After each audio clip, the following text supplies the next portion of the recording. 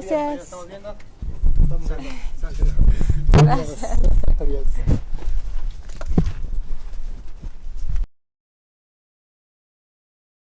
Could you explain a bit more on how that works, how men could be more in their penis, and how you believe that is in fact what is happening? Yeah, so also to go back to your other question about how to nurture the essence of a man or a woman. Mm-hmm. So for a man, he must be connected to his genitals. That is a positive pull on his body. So that is a place where his manhood is represented in that lower part of his body. It's this place of power. Mm-hmm. And for a woman, it's her heart area, her breasts, all this area right around here. For a woman, the most common cancer is breast cancer. Mm-hmm. The place that represents her feminine energy, her power.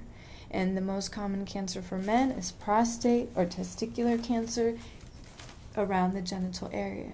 So really what that shows is that as a society, we are very backwards to what is natural for us in our genders. If a woman has any kind of negativity towards her femininity or has any resistance to that energy, she will attack herself in the exact part of her body that is her woman.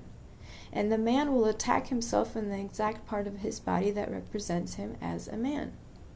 So it's really important for a man and a woman to be very connected to that part, to really connect to their power. And you can do that through different kinds of meditations. You know, I don't even like to call it so much an exercise or meditation, because what you really want to eventually end up doing is not have to do an exercise, but live from a place of having your awareness here, live from a place of being able to feel here. And what I find in working with people is that most women cannot feel their heart area. It's like a numb area here. And most men cannot feel their penis. They cannot feel their genitals, energetically speaking, of course. Mm-hmm. So what it's really saying is that a woman is disconnected from her power and a man is disconnected from his power. And then you wonder why the planet looks the way it does. Yeah. Because if a woman can connect to that, to her essence, to her femininity, and a man can connect to his power, his masculine energy, there will be no war. There will be no friction. There'll be challenges in life because it will be really boring otherwise. But things will not look any way close to how they look now. Yes, very much agree. Well, we did some exercises during the workshop, and everybody watching that is curious, I would definitely recommend going to a workshop of Sasha. You're traveling the world, so there is bound to be a workshop somewhere in the country. As far as just to touch on the topic of the workshops, in all of these topics of saying that people need to be more connected to their essence, there are tools for that. And some of those tools is what I use that I know work in assisting people with that. And a lot of it has to do with generating energy in the body. When your energy comes and reclaims you, that power reclaims you, it is very clear to the individual about what is true and what is real for them. It's like all these other voices, all these other things that they've collected get pushed out because they become so full of themselves. So there are tools for that. And as far as, for example, as you said, telling a man how to connect to his genitals, people need to learn, men need to learn how to start feeling that part of the body rather than mentalizing about it. So all of it has to do with feeling to generate energy and allowing for the energy to clear out the body of all of this stuff, all of this junk that is not true to who you are. So I tell men, instead of calling it masturbating, because when a man masturbates, what he ends up doing is mentalizing about something while using his hand on his penis, unconsciously rubbing it while thinking about something in his head. So what I tell them is, don't look at porn, don't look at anything, don't look at porn inside your mind while you have your eyes closed, and actually just start to feel your penis, giving it little squeezes, gentle squeezes. You can grab some oil, massage it, to bring feeling into it, the same way that you would to any part of the body that is feeling numb. You would want to take that part of the body, be it your arm, and start to be with it, massage it, bring feeling into it. So you'd want to do that with your penis as well, to start to reconnect to feeling that part of the body. And for the woman, it's the same thing. You've got these beautiful, voluptuous breasts. You can just lay up in your bit bed. Small, in my case. Small, voluptuous is an energy.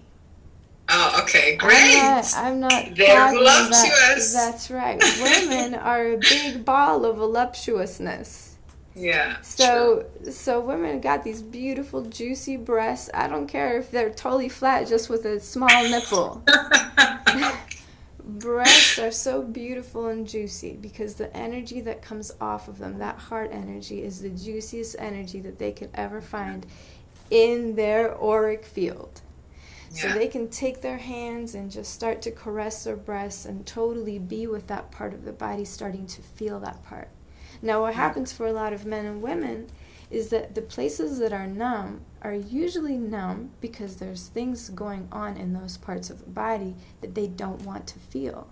And that's why there's such a strong disconnect. So for a woman, for example, she could start feeling her breasts, and if she's really connected and starts feeling, she may start to feel sadness come up, grief come up, all these other feelings that she's been holding in her heart that she's been running from feeling. And it's through allowing herself to feel these parts of her body, to feel through all of these feelings, that they can actually be processed and let go of. So she can get to the juicy aspect, the pleasure, the orgasmicness that lays in her heart area. In the interview in Slovenia as well, that when two people are making love, and all this sadness comes up, that most people are like, oh, no, well, this is not wanted now, and it doesn't make sense, so they do something different to try to get rid of that feeling. Yeah. In fact, it's really important to stay with it, right? Exactly. It's you transform everything through your total acceptance of it. When you can be in the face of something, whatever that is, no matter how dark it is, no matter how scary it is, if you can just be with it and face it without resistance, without trying to do anything with it, that full acceptance of it is your way of loving it. Yeah. That's the true motherly energy. This is what the love of the mother is like, and why it's so transformative. To love something unconditionally.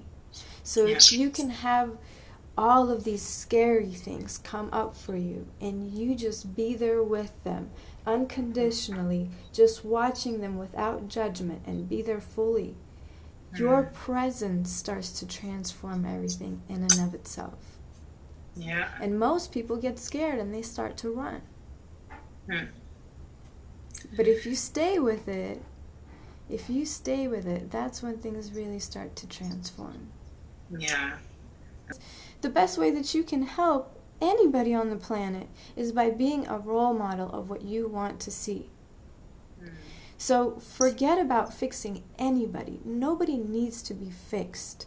The only person that really needs to be transformed and changed for you to have a better life is yourself. That's where the focus needs to be always. And the thing about it is that for a lot of people, the idea of working on themselves seems so much more difficult. It seems like so much more work than trying to do something for someone else, that they try to skip over themselves. But that's totally backwards. The best medicine for all of sexual dysfunction, if you want to call it that, is sex. That is the best medicine. The reason why it's kind of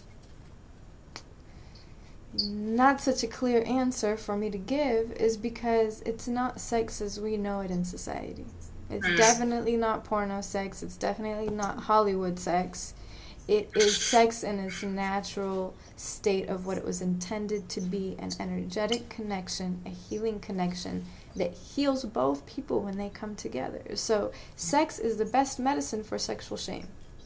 Sex is the best medicine for really any kind of imbalance that is happening in the body, and also that's even happening outside. So meaning if we have financial problems, if we have disharmony in our family, whatever's going on externally and internally, sex is going to be the best medicine for all of those things if we really learn how to make love in the way that it was intended.